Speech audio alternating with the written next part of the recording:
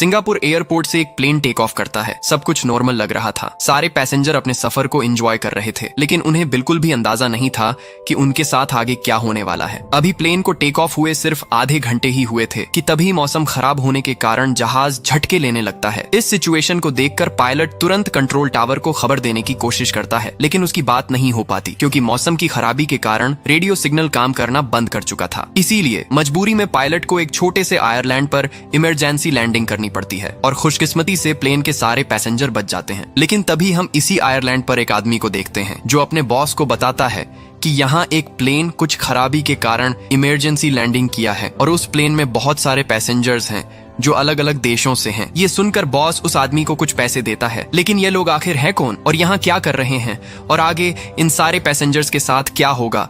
क्या ये लोग यहाँ से जिंदा वापस जा पाएंगे या यहीं इस आयरलैंड पर हमेशा के लिए कैद हो जाएंगे? ये सब जानने के लिए हमें कहानी में आधा घंटा पीछे जाना पड़ेगा। तो कहानी की शुरुआत में हमें एयरपोर्ट का नजारा दिखाया जाता है, जहाँ ब्रैड नाम का एक पायलट तेजी से अपने हवाई जहाज की तरफ बढ़ रहा है। वह चलते चलते वीडियो कॉल पर अपनी बेटी से बात कर रहा है। उसकी बेटी काफी फिक्रमंद लग रही है और कहती है कि पापा, आज सुबह की न्यूज में बताया जा रहा था कि आप जिस तरफ जा रहे हैं वहां का मौसम बेहद खराब है। इस वजह से कई उड़ानें रद्द भी कर दी गई हैं, इसलिए आपको भी यह फ्लाइट कैंसिल करके घर लौट आना चाहिए। ब्रैड अपनी बेटी को तसल्ली देते हुए मुस्कुराकर कहता है कि तुम चिंता मत करो, मैंने अपने करियर में ऐसे खराब मौसम में कई बार सुरक्षित जहाज उड़ाया है। मैं बहुत जल्द तुम्हारे पास वापस आ जाऊंगा। ये सुनकर उसकी बेटी के चेहरे पर मुस्कान आ जाती है और वह कॉल काट देती है। इसके बाद ब्रैड केबिन में दाखिल होता है और अपने को पायलट से मिलता है। को पायलट के चेहरे पर साफ घबराहट थी क्योंकि आज वह पहली बार उड़ान भरने जा रहा था। तभी एक एयर होस्टेस आकर ब्रैड को बताती है कि बाहर कोई उनसे मिलना चाहता है। जब ब्रैड बाहर जाता है तो वहाँ एक पुलिस अफसर खड़ा था जो उसे एक बेहद गंभीर बात बताता है। अफसर कहता है कि एक इमरजेंसी की वजह से तुम्हें टोनी नाम के एक मुजरिम को अपने साथ ले जाना होगा। टोनी एक बहुत ही बेरहम और ताकतवर कातिल है जिसे इस जहाज के जरिए दूसरे देश ले जाया जा रहा है ताकि वह अपनी पूरी जिंदगी जेल की सलाखों के पीछे गुजारे। वह अफसर ब्रैड से कहता है कि यह जिम्मेदारी हम तुम्हें इसलिए सौंप रहे हैं क्योंकि तुम एक काबिल और समझदार पायलट हो। ब्रैड इस बात के लिए मान जाता है और बाकी मुसाफिरों की सहूलियत को देखते हुए टोनी को सबसे पीछे वाली सीट पर बिठा देता है। इसके बाद सभी यात्री अपनी सीटों पर बैठ जाते हैं और ब्रैड क्रू मेंबर से आखिरी बार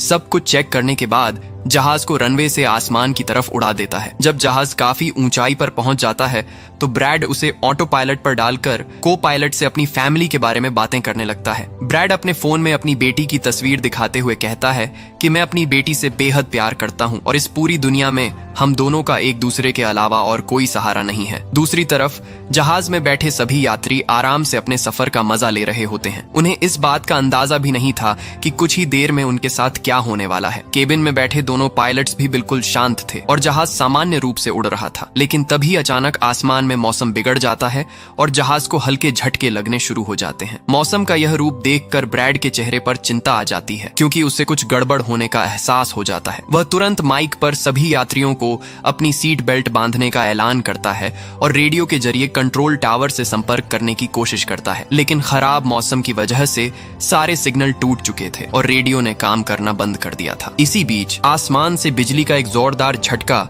सीधे प्लेन से आकर टकराता है जिससे पूरा जहाज बुरी तरह हिल जाता है। ब्रैड मुसाफिरों की हालत देखने के लिए केबिन से बाहर निकलता है। सभी यात्रियों को सुरक्षित देखकर उसे थोड़ी राहत मिलती है, लेकिन तभी प्लेन की लाइटें एक एक करके बंद होने लगती हैं। इसी दौरान जहाज को कुछ और जोरदार झटके लगते हैं जिससे ब्रैड का संतुलन बिगड़ जाता है और उसका सिर ऊपर छत से टकरा जाता है। माथे पर चोट लगने की वजह से वह नीचे गिर जाता है। प्लेन की ऐसी हालत देखकर अब अंदर बैठे सभी यात्रियों की जान हलक में अटक गई थी। ब्रैड किसी तरह खुद को संभालता है और जख्मी हालत में ही वापस केबिन में आकर अपने साथी के साथ मिलकर प्लेन को काबू करने की जद्दोजहद में लग जाता है। यह उनके लिए बेहद मुश्किल घड़ी थी क्योंकि बाहर घने बादलों की वजह से कुछ भी दिखाई नहीं दे रहा था। ब्रैड चिल्लाकर कहता है कि हमें जहाज को नीचे ले जाना होगा क्योंकि अगर इसे एक और झटका लगा तो यह हवा में ही तबाह हो सकता है। वे दोनों तुरंत जहाज की ऊंचाई कम करने लगते हैं और प्लेन बहुत तेजी से नीचे की तरफ जाने लगता है। अंदर बैठे मुसाफिर खौफ के मारे चीख रहे थे और ठीक इसी अफरा तफरी के बीच उस खतरनाक मुजरिम टोनी के साथ जो पुलिस अफसर आया था उसके हाथ से मोबाइल छूट जाता है। वह अपना फोन उठाने के चक्कर में अपनी सीट बेल्ट खोल देता है। उसकी मदद करने के लिए एक एयर होस्टेस भी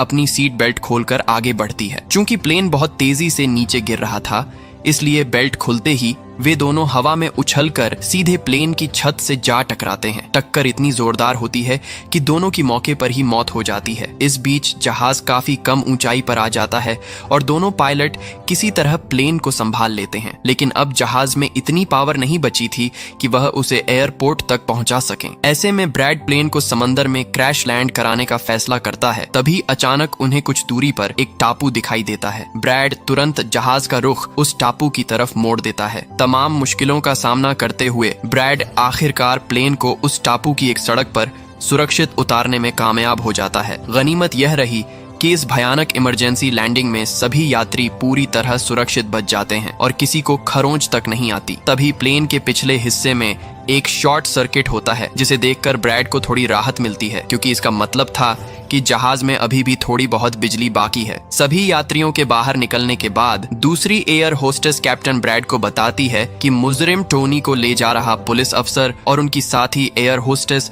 अब इस दुनिया में नहीं रहे। ये दुखद खबर सुनकर ब्रैड बेहद मायूस हो जाता है। दूसरी तरफ एयरलाइन कंपनी का मालिक देखता है कि उसका एक जहाज अचानक रडार से गायब हो गया है। चूंकि उसने प्लेन को लैंड होते नहीं देखा था और काफी समय से रेडियो खराब होने के कारण पायलट से कोई संपर्क भी नहीं हो पा रहा था, इसलिए वह फौरन स्कार्सडेल नाम के एक रेस्क्यू एक्सपर्ट को काम पर लगाता है। मालिक उससे कहता है कि मुझे मेरे प्लेन की पल पल की जानकारी चाहिए कि वह कहां गायब हुआ और उसमें मौजूद कर्मचारी और यात्री किस हाल में हैं। रेस्क्यू एक्सपर्ट तुरंत अपनी खोजबीन शुरू कर देता है। इधर टापू पर सभी यात्री परेशान थे कि उन्हें इस अनजान जगह पर क्यों उतारा गया है। ब्रैड सबको इकट्ठा करता है और समझाते हुए कहता है कि इमरजेंसी की वजह से हमें यहाँ रुकना पड़ा। प्लेन में अभी थोड़ी बिजली है जिससे हम बाकी चीजों को दुरुस्त कर लेंगे। तब तक आप लोग घबराएं नहीं और यहीं आराम करें, हम बहुत जल्द यहाँ से निकल जाएंगे। इसके बाद ब्रैड प्लेन को ठीक करने पहुंचता है, पर उसे पता चलता है कि पावर इतनी कम है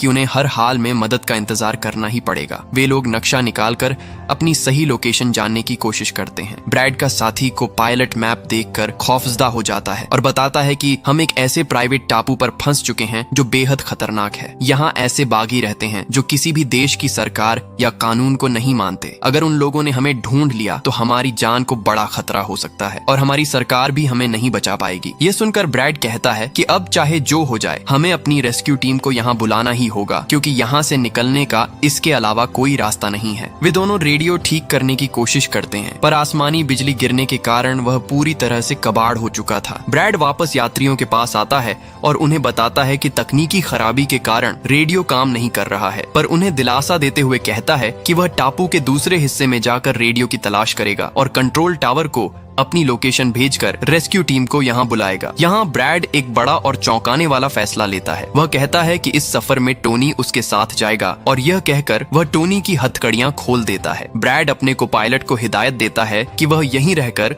जहाज की पावर रिपेयर करने का काम संभाले, जबकि वह टोनी के साथ रेडियो की खोज में घने जंगलों की तरफ निकल पड़ता है। रास्ते में टोनी उस पर भरोसा जताने के लिए ब्रैड का शुक्रिया अदा करता है। इसी दौरान हमें उस टापू पर कब्जा जमाए बैठे एक खतरनाक आतंकवादी संगठन का नजारा दिखाया जाता है। एक आदमी दौड़ता हुआ उनके लीडर के पास आता है और खबर देता है कि टापू पर एक पैसेंजर प्लेन ने इमरजेंसी लैंडिंग की है, जिसमें अलग अलग देशों के बहुत सारे मुसाफिर सवार हैं। ये सुनते ही लीडर के चेहरे पर एक कमीनी मुस्कान आ जाती है। वह उस आदमी को इनाम में कुछ पैसे देता है और अपने पूरे गैंग को हथियारों के साथ तैयार होने का हुक्म देता है। दूसरी तरफ जंगल के सन्नाटे में ब्रैड और टोनी आगे बढ़ रहे होते हैं। टोनी कौतूहल से पूछता है कि तुमने मुझे आजाद क्यों किया और मुझे कहां ले जा रहे हो। तब ब्रैड दो टूक जवाब देता है कि मैं तुम्हारी वजह से बाकी मासूमों की जान दांव पर नहीं लगा सकता और आगे एक खूंखार आतंकवादी ग्रुप है जिससे निपटने में मुझे तुम्हारी मदद चाहिए। टोनी उसे बताता है कि वह एक मिलिट्री बैकग्राउंड से है और यूएस आर्मी में सालों तक अपनी सेवाएं दे चुका है। वे बातें करते हुए आगे बढ़ ही रहे होते हैं कि अचानक पीछे से टोनी की आवाज आनी बंद हो जाती है। ब्रैड जैसे ही हैरान होकर पीछे मुड़ता है तो उसके होश उड़ जाते हैं। टोनी वहां से गायब हो चुका था। वह ब्रैड से अपनी जान छुड़ाकर भाग चुका था और अब ब्रैड अकेले ही जंगल में आगे निकल पड़ता है। जंगल में आगे बढ़ते हुए ब्रैड एक खाली पड़ी फैक्ट्री में जाता है जहां वो एक टेलीफोन को ढूंढ लेता है, लेकिन वह पुराने जमाने का टेलीफोन खराब पड़ा हुआ था। जिसके बाद ब्रैड साइड पर लगे उस टेलीफोन के तार जोड़ने लगता है और टेलीफोन काम करने लग जाता है। ब्रैड जल्दी से कंपनी के हेल्पलाइन पर कॉल करता है और हेल्पलाइन को अपनी लोकेशन और सब कुछ बता देता है, लेकिन लाइन में कोई गड़बड़ी होने की वजह से सामने वाले इंसान तक उसकी आवाज ठीक से नहीं पहुंच रही होती, जिस वजह से हेल्पलाइन वाले ब्रैड की कॉल काट देते हैं। तब ब्रैड को एक आइडिया आता है। वह अपनी बेटी को कॉल करता है और उसे अपनी लोकेशन और बाकी सारी चीजें एक पेपर पर लिखकर उसके ऑफिस तक पहुंचाने को कहता है। तभी बातचीत के दौरान पीछे से एक आदमी आकर ब्रैड पर हमला कर देता है, लेकिन ब्रैड उसे काफी मुश्किल से काबू कर लेता है और उस आदमी को मार मार कर बेहोश कर देता है। तभी ब्रैड को महसूस होता है कि एक और आदमी इस कमरे में आ रहा है, इसीलिए जल्दी से वह छिप जाता है। पर वह आदमी कोई और नहीं बल्कि टोनी था, जिसने बहुत सारे गुंडों को मारकर उनके हथियार ले लिए थे और वह ब्रैड को आवाज देता है कि डरो मत, बाहर निकलो। फिर जब ब्रैड सामने आता है तो टोनी ब्रैड को उसकी हिफाजत के लिए एक बंदूक पकड़ा देता है। उसके बाद ये दोनों जब फैक्ट्री के नीचे वाले फ्लोर में आते हैं तो यहाँ उन्हें एक कैमरा मिलता है। कैमरा की रिकॉर्डिंग और वहाँ पड़े पासपोर्ट से इन्हें पता चलता है कि इस आइलैंड पर रहने वाले आतंकवादी लोगों को किडनैप करके उनकी फैमिली से काफी बड़ी रकम की डिमांड करते हैं, और जब किडनैप किए हुए बंदे की फैमिली की तरफ से उन्हें पैसे मिल भी जाते हैं तब भी ये लोग उसे छोड़ने के बजाय मार देते हैं। ये देखकर ब्रैड समझ जाता है कि हमारे पैसेंजर्स भी खतरे में हैं। जिसके बाद ये दोनों बाहर निकलते हैं और सामने उन्हें एक गाड़ी दिखाई देती है जो उसी आतंकवादी की थी जो कुछ देर पहले ब्रैड के हाथों मारा गया था। अब ये दोनों बाहर खड़ी गाड़ी में बैठ जाते हैं और अपने पैसेंजर्स की तरफ जाने लगते हैं। उधर सभी पैसेंजर्स ब्रैड के इंतजार में बैठे हुए होते हैं कि ब्रैड जल्द ही उनके लिए मदद लेकर आ जाएगा। तभी उन्हें किसी गाड़ी की आवाज आती है, जिसे सुनकर ये लोग खुश हो जाते हैं और समझते हैं कि ब्रैड उनके लिए रेस्क्यू टीम बुला लाया है। लेकिन ये रेस्क्यू टीम नहीं बल्कि इस आइलैंड पर रहने वाले आतंकवादी थे। वह लोग गोलियां चलाकर सभी पैसेंजर्स को डराने लगते हैं। उन गोलियों की आवाज ब्रैड और टोनी ने भी सुन ली थी, जिसके बाद ये लोग कार की स्पीड बढ़ाकर जल्दी से प्लेन तक पहुंचने की कोशिश करते हैं। आतंकवादी ग्रुप का लीडर एयर होस्टेस से सभी यात्रियों की लिस्ट मांगता है और डर के मारे जल्दी से एयर होस्टेस उसे लिस्ट लाकर दे देती है। फिर गैंग का एक आदमी को पायलट से पूछता है कि तुम्हारा सीनियर पायलट कहाँ पर है, जिस पर को पायलट बताता है कि किसी काम से वह जंगल में गया था पर अभी तक वापस नहीं आया। तभी वहाँ पर ब्रैड और टोनी भी पहुंच जाते हैं, लेकिन ये दोनों चुपके से दूर से इन लोगों को देख रहे होते हैं। इसी दौरान एक औरत वहाँ से भागने की कोशिश करती है पर वह लोग गोली चलाकर उसे मार देते हैं। यह देखकर ब्रैड उनकी मदद करने के लिए जाता है पर टोनी उसे रोक लेता है और कहता है कि तुम शांत रहो, अभी जाना ठीक नहीं। गैंग का लीडर सभी पैसेंजर्स को एक बस में बैठा लेता है और अपने दो साथियों को वहीं छोड़कर उनसे कहता है कि जाओ, जहाज के अंदर जो भी कीमती सामान है उसे ले आओ। जिसके बाद ये लोग सभी पैसेंजर्स को अपने अड्डे पर ले जाने लगते हैं। गैंग के जाने के बाद ब्रैड टोनी पर गुस्सा करने लगता है कि वो लोग हमारे पैसेंजर्स को ले गए और तुमने मुझे जाने ही नहीं दिया। जिस पर टोनी उसे समझाता है कि वो लोग काफी ज्यादा थे, अगर तुम चले भी जाते तो इतनी बड़ी आर्मी से अकेले नहीं लड़ पाते। अब ये दोनों प्लेन की तरफ बढ़ने लगते हैं और उन दोनों गुंडों को पकड़ लेते हैं जो प्लेन से कीमती सामान चुरा रहे थे। ब्रैड गन पॉइंट पर उनसे पूछता है कि तुम्हारा लीडर पैसेंजर्स को कहां पर लेकर गया होगा, जिस पर वह बताता है कि यहाँ से कुछ दूर हमारा एक अड्डा है और वह सब वहीं गए होंगे। दूसरी तरफ ब्रैड की बेटी रेस्क्यू एक्सपर्ट के पास ब्रैड का लिखवाया हुआ पेपर दे देती है, जिस पर प्लेन का लोकेशन और सारी जानकारी लिखी गई होती है। रेस्क्यू एक्सपर्ट सैटेलाइट की मदद से प्लेन की लोकेशन का पता लगा लेता है। उन्हें पता चल जाता है कि प्लेन एक आइलैंड पर फंसा हुआ है और उन्हें यह भी पता चल जाता है कि इस आइलैंड पर एक खतरनाक आतंकवादी ग्रुप है। इसके बाद वह रेस्क्यू ऑफिसर अपनी एक प्राइवेट आर्मी के कैप्टन को कॉल करता है और उसे यह सारी सिचुएशन समझाकर उस आइलैंड पर जाने को कहता है। प्राइवेट आर्मी का कैप्टन मान जाता है और अपने साथियों के साथ एक पैसों का भरा हुआ बैग और कई सारे वेपन्स के बैग गाड़ी में लोड करके उस आइलैंड पर जाने के लिए रेडी हो जाते हैं। दूसरी तरफ ब्रैड देखता है कि उन आतंकवादियों के ले जाने से पहले जहाज के को पायलट ने जहाज का पावर सिस्टम रिपेयर कर लिया था और ब्रैड देखता है कि जहाज में पावर वापस आ गई है, जिसे देखकर वह बहुत खुश हो जाता है। वह प्राइवेट आर्मी की टीम को रास्ता दिखाने के लिए अपनी वर्दी पर एक संदेश लिख देता है और टोनी के साथ उस तरफ बढ़ जाता है जहां डाकू सभी यात्रियों को लेकर गए थे। घने रास्तों से गुजरते हुए दोनों बदमाशों के ठिकाने पर जा पहुंचते हैं और चुपके से उस जगह के अंदर दाखिल हो जाते हैं जहां वे गुंडे मुसाफिरों को डरा धमकाकर उनका वीडियो बना रहे थे ताकि उनके घर वालों से मोटी रकम वसूली जा सके। दूसरी तरफ भेजी गई प्राइवेट टीम भी हवाई जहाज के पास पहुंच जाती है। वहां किसी को न पाकर जब टीम का मुखिया अंदर जाकर देखता है तो उसे उन दो गुंडों की लाशें मिलती हैं जिन्हें लीडर ने जहाज लूटने के लिए छोड़ा था और ब्रैड ने उन्हें ढेर कर दिया था। इसके साथ ही टीम के कैप्टन को ब्रैड का लिखा हुआ वह संदेश भी मिल जाता है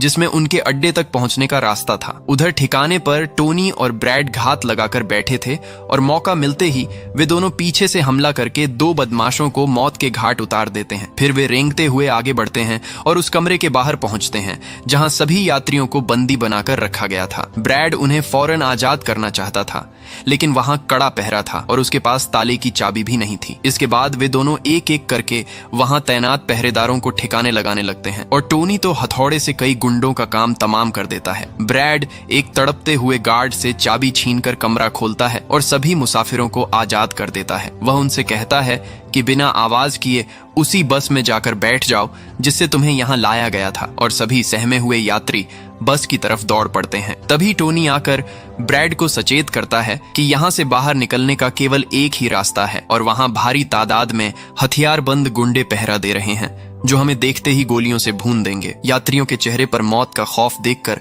ब्रैड अपनी जान दांव पर लगाने का एक बड़ा फैसला करता है। वह टोनी से कहता है कि मैं सामने जाकर उन सभी बागियों का ध्यान भटकाऊंगा, तुम इस बीच मौका पाकर बस लेकर निकल जाना। पहले तो टोनी उसे रोकता है और कहता है कि वे लोग तुम्हें जिंदा नहीं छोड़ेंगे, लेकिन ब्रैड के यह कहने पर कि हमारे पास और कोई चारा नहीं है, टोनी भारी मन से मान जाता है। ब्रैड हिम्मत करके सीधा आतंकवादियों के सरगना के सामने आ जाता है और कहता है कि मैंने मदद के लिए संदेश भेज दिया है, रेस्क्यू टीम किसी भी वक्त यहाँ आती होगी, इसलिए बेहतर यही है कि तुम यात्रियों को जाने दो। ये सुनकर सभी डाकू हंसने लगते हैं और ब्रैड पर टूट पड़ते हैं। उनका मुखिया चिल्लाता है कि बिना फिरौती के मैं किसी को नहीं छोड़ता। वे जैसे ही ब्रैड की जान लेने वाले होते हैं तभी अचानक वहां वह प्राइवेट रेस्क्यू टीम आ धमकती है और गुंडों पर अंधाधुंध गोलियां बरसाना शुरू कर देती है। एक लंबी मुठभेड़ के बाद वे कई बदमाशों को ढेर करके ब्रैड को छुड़ा लेते हैं और उसे बस में डालकर वहां से भाग निकलते हैं। इधर गैंग का लीडर जब देखता है कि उसके आदमियों के साथ उसका सगा छोटा भाई भी मारा गया है तो वह गुस्से से पागल हो जाता है। वह कसम खाता है कि वह इनमें से एक को भी जिंदा नहीं छोड़ेगा और चुन चुन कर बदला लेगा। वह अपने बचे हुए आदमियों को तुरंत हथियारों के साथ तैयार होने का हुक्म देता है। सफर के दौरान बस में प्राइवेट टीम का कैप्टन खुलासा करता है कि वे सरकारी रेस्क्यू टीम नहीं है, बल्कि सिर्फ 5 लोगों की एक छोटी सी निजी टुकड़ी है जो उन्हें बचाने आई है और असली रेस्क्यू टीम को आने में अभी काफी वक्त लगेगा। ये सुनकर ब्रैड के होश उड़ जाते हैं। वह जानता था कि वे लोग बहुत जल्द उनके पीछे आएंगे और सबको मार डालेंगे। तभी उसके दिमाग में एक तरकीब आती है। जहाज के पास पहुंचते ही ब्रैड सभी यात्रियों से कहता है कि प्लेन की पावर वापस आ चुकी है, जिसका मतलब है कि यह उड़ान भर सकता है। हम रेस्क्यू टीम का इंतजार करके अपनी मौत को दावत नहीं दे सकते, इसलिए सब तुरंत अंदर बैठें। सभी यात्री फौरन प्लेन में सवार हो जाते हैं और ब्रैड तकनीकी जांच में जुट जाता है, जबकि प्राइवेट टीम के लड़ाके आने वाले खतरे से लोहा लेने के लिए मोर्चा संभाल लेते हैं। तभी वह आतंकवादी गिरोह वहां धावा बोल देता है और दोनों तरफ से भयंकर गोलाबारी शुरू हो जाती है। प्राइवेट टीम के पास आधुनिक हथियार होने के कारण वे कई गुंडों को ढेर कर देते हैं। ब्रैड जल्दी से टीम के लीडर से कहता है कि मैं अगले 5 मिनट में इंजन चालू कर दूंगा, तुम सब भी अंदर आ जाना। इसके बाद वह टोनी के पास जाकर इस मुश्किल घड़ी में साथ निभाने के लिए उसका शुक्रिया अदा करता है। ब्रैड गोलियों की बौछार से बचता हुआ कॉकपिट में पहुंचता है और अपने को पायलट के साथ प्लेन स्टार्ट करने की प्रक्रिया शुरू कर देता है। उधर लड़ते लड़ते टोनी की बंदूक की गोलियां खत्म हो जाती हैं। जब वह गोला बारूद ढूंढने के लिए प्राइवेट टीम का बैग खोलता है तो उसकी नजर नोटों से भरे एक बैग पर पड़ती है, लेकिन उस घड़ी पैसों को छोड़कर वह दूसरे बैग से मैगजीन निकालता है और फिर से दुश्मनों पर गोलियां दागने लगता है। इसी बीच ब्रैड प्लेन का रुख रनवे की तरफ मोड़ देता है। अब प्राइवेट टीम के सैनिक एक एक करके उड़ते हुए जहाज में चढ़ने लगते हैं और टोनी उन्हें कवर फायर दे रहा होता है। बिजली आने की वजह से रेडियो भी चालू हो जाता है और एयरलाइन कंपनी का मालिक ब्रैड को संपर्क करके किसी सुरक्षित जगह लैंड करने का रास्ता बताने की बात कहता है। जब सभी लोग जहाज के अंदर पहुंच जाते हैं तब टोनी अंदर नहीं आता। वह पैसों से भरा बैग उठाकर जंगल की तरफ भागने लगता है, क्योंकि वह जानता था कि अगर वह वापस गया तो कानून उसे फिर से सलाखों के पीछे डाल देगा। दूसरी तरफ अपने आदमियों को मरता देख आतंकवादियों का लीडर पूरी तरह बौखला चुका था। वह जहाज को एक ही झटके में उड़ाने के लिए सामने रॉकेट लॉन्चर तान देता है, लेकिन बिल्कुल सही वक्त पर टोनी की नजर उस पर पड़ जाती है। अब टोनी बिना वक्त गंवाए अपनी बंदूक तानता है और उस लीडर को गोली मारकर ढेर कर देता है, जिससे सभी यात्रियों की जान बाल बाल बच जाती है। टोनी का यह कारनामा देखकर ब्रैड बेहद खुश होता है और अपनी पूरी ताकत झोंककर आखिरकार प्लेन को हवा में उड़ाने में कामयाब हो जाता है। जहाज को सुरक्षित उड़ता देख टोनी, ब्रैड और सभी मुसाफिरों के लिए सुकून महसूस करता है और नोटों से भरा वह बैग संभाल कर घने जंगल की तरफ गायब हो जाता है। ब्रैड अपनी सूझबूझ से जहाज को उस खौफनाक टापू से काफी दूर ले आता है। तभी एयरलाइन कंपनी का मालिक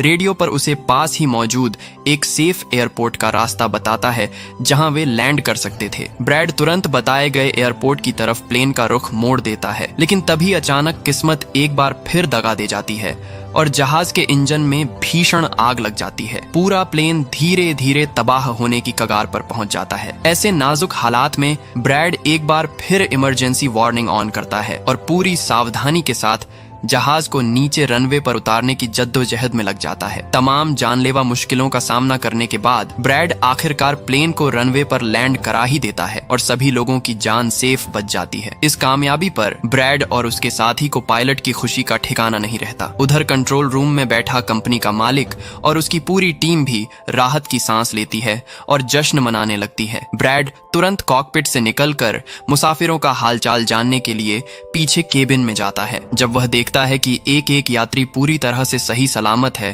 तो उसके दिल को असीम सुकून मिलता है। वहां मौजूद सभी पैसेंजर्स खड़े होकर कैप्टन ब्रैड के सम्मान में जोरदार तालियां बजाने लगते हैं और नम आंखों से उनका शुक्रिया अदा करते हैं। कुछ ही मिनटों में वहां सरकारी रेस्क्यू टीम भी गाड़ियों के साथ पहुंच जाती है, जिसे देखकर सभी यात्रियों के चेहरे खुशी से खिल उठते हैं। ब्रैड एक एक करके सभी पैसेंजर्स को रेस्क्यू टीम की हिफाजत में रवाना कर देता है। जब सब चले जाते हैं तो कैप्टन ब्रैड आखिरकार सुकून की गहरी सांस लेता है और जहाज की सीढ़ियों पर थक कर बैठ जाता है। वह तुरंत अपना फोन निकालता है और अपनी बेटी को कॉल करके उसके साथ बात करने लगता है। और इसी भावुक पल के साथ यह रोंगटे खड़े कर देने वाली कहानी यहीं खत्म हो जाती है। तो दोस्तों, उम्मीद है आपको ये वीडियो पसंद आई होगी। अगर पसंद आई होगी तो इस वीडियो को लाइक और मेरे चैनल को सब्सक्राइब जरूर करें ताकि हमारी हर आने वाली वीडियो सबसे पहले आप तक पहुंचे। तो चलिए मिलते हैं नेक्स्ट वीडियो में, तब तक के लिए थैंक यू सो मच।